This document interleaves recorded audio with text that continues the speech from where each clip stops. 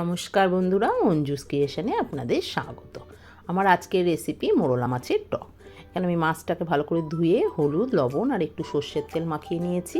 কড়াইতে সর্ষের তেল দিয়ে মোরলা মাছটাকে ভেজে তুলে নিয়েছি। এবার তেলের মধ্যে একটু আলু আর বেগুন ভেজে নিচ্ছি। আলু আর বেগুনটাকে তুলে নিয়ে ওই তেলের মধ্যেই একটু কালো জিরে ফোড়ন দিয়েছি, একটু পেঁয়াজ কুচি আর টমেটো কুচি দিয়ে দিয়েছি। পেঁয়াজ আর টমেটোটা একটু লাল করে ভাজা হলো, ওর মধ্যে একটু রসুন দিয়েছি,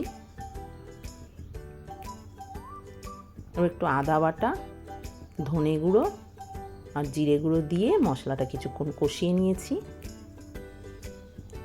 এবার হলুদ গুঁড়ো আর লবণ দিয়ে দিচ্ছি, আর একটু কাশ্মীরি লঙ্কার গুঁড়ো দিয়ে দিয়েছি।